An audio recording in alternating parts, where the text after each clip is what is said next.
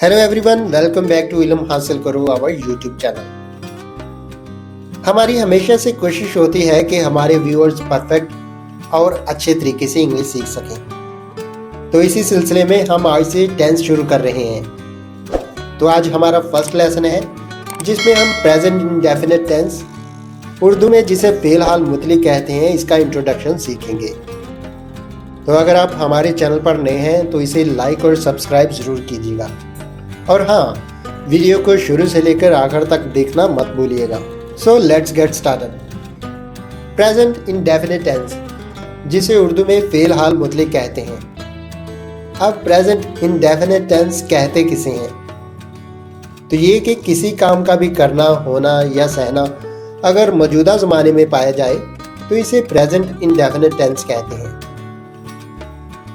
अब इसकी पहचान किस तरह से होगी कि उर्दू फिक्रे के आखिर में ता है, ती है, ते है, ता हूँ या ती हूँ वगैरह आता है।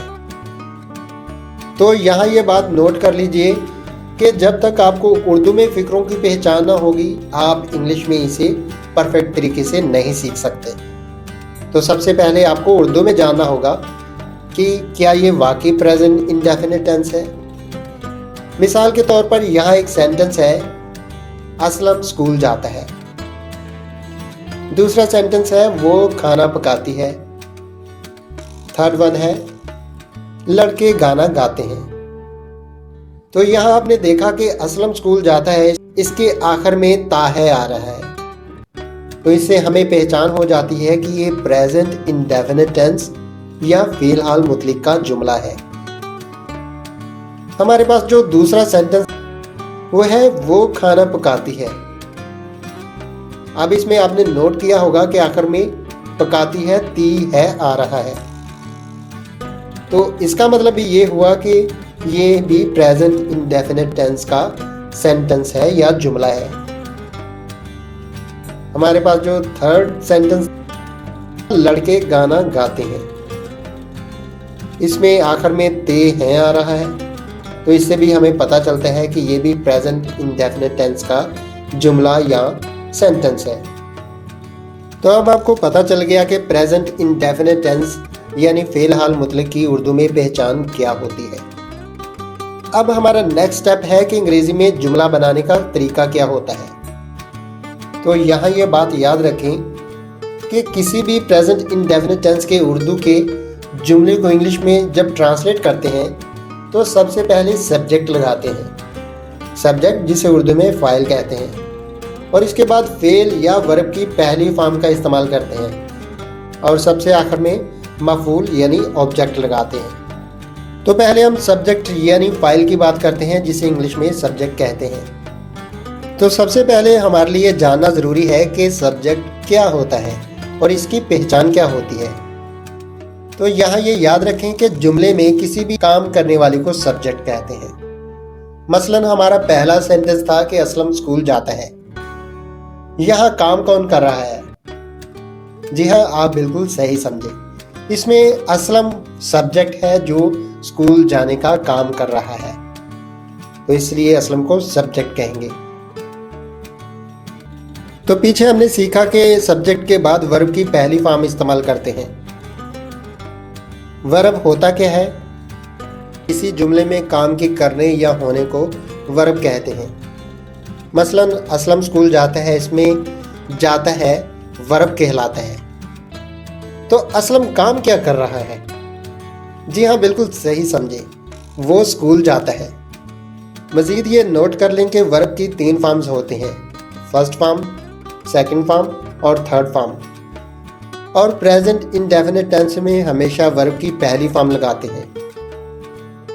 मसलन जाता है कि इंग्लिश गो है, और इसकी 3 फॉर्म्स हैं, गो, वेंट, गॉन। तो अभी तक हमने सीखा कि सब्जेक्ट के बाद वर्ब लगाते हैं, असलम गोज। तो पूरा हमारे पास सेंटेंस है, Aslam goes to school.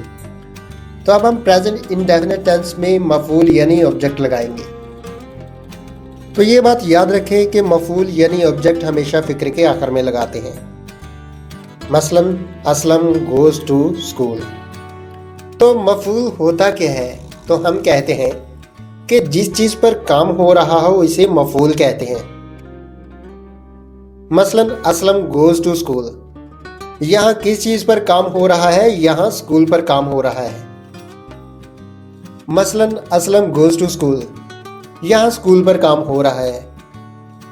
Aslam school जाता है, तो इसमें जो स्कूल है वो मफूल है। मजीद ये नोट कर लें कि सब्जेक्ट अगर ही शी इट या कोई सिंगुलर हो तो वर्ब की पहली फॉर्म के साथ एस या ईएस का इजाफा करते हैं। तो नतीजा निकला कि इंग्लिश में जुमला बनाते हुए हमें सब्जेक्ट को मद्देनजर रखते हुए वर्ब के साथ एस या ईएस लगाना होगा। मसलन असलम गोज, यहाँ असलम सब्जेक्ट है, सिंगुलर सब्जेक्ट है, इसीलिए वर्ब की पहली फॉर्म के साथ ईएस लगाना पड़ा। मसलन गो से गोज बन गया, असलम गोज टू स्कूल। तो उम्मीद है कि यहाँ तक आपको क्लियर हो गया होगा कि प्रेजेंट इंडेफिनिट टेंस असल में होता क्या है और उर्दू में इसके जुमलों की पहचान क्या होती है और इसके बनाने का तरीका क्या होता है।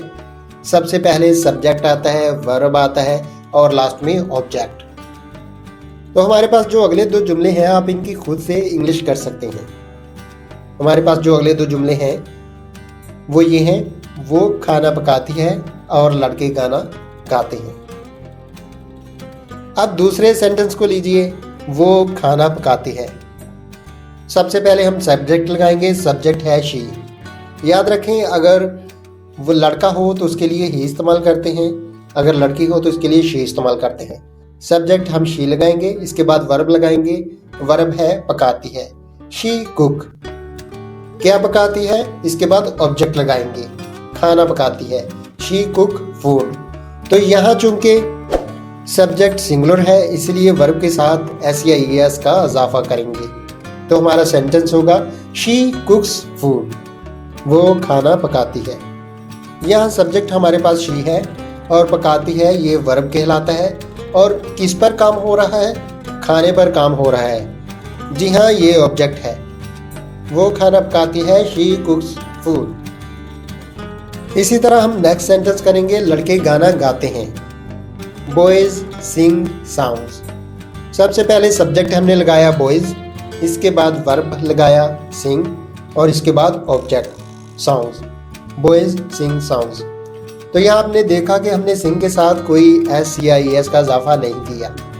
तो याद रखें कि बॉयज वो कोई एक लड़का नहीं है बल्कि ज़्यादा लड़के हैं। तो इसलिए जब हमारे पास सब्जेक्ट प्लूरल होगा तो हम वर्ब के साथ कभी भी एस या ईएस का इजाफा नहीं करेंगे। तो ये थी हमारी प्रेजेंट इंडेफिनिट टेंस को सीखने की इंट्रोडक्टरी वीडियो जो हमने आज के पहले लेसन में सीखी। तो ये वीडियो मुकम्मल तौर पर देखने के बाद आप इस काबिल हो गए होंगे कि आप जान सकें कि प्रेजेंट इंडेफिनिट टेंस होता क्या है, उर्दू में इसकी क्या पहचान होती है और इसके उर्दू के सेंटेंस को इंग्लिश में ट्रांसलेट करने का तरीका क्या होता है। सबसे पहले सब्जेक्ट, फिर वर्ब और ऑब्जेक्ट आता है। और आप ये भी जान गए होंगे और कौन सा सब्जेक्ट हो तो वर्ब की फर्स्ट फॉर्म के साथ एस या ईएस का इजाफा नहीं करते। तो हमारे नेक्स्ट लेसन को देखना मत भूलिएगा क्योंकि नेक्स्ट लेसन में हम कुछ सेंटेंस को उर्दू से इंग्लिश में ट्रांसलेट करने जा रहे हैं जो आपके लिए बहुत ही हेल्पफुल होंगे।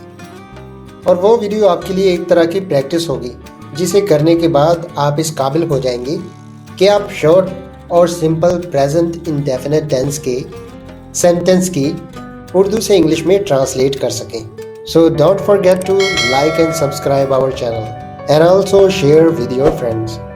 Have a happy day or evening there.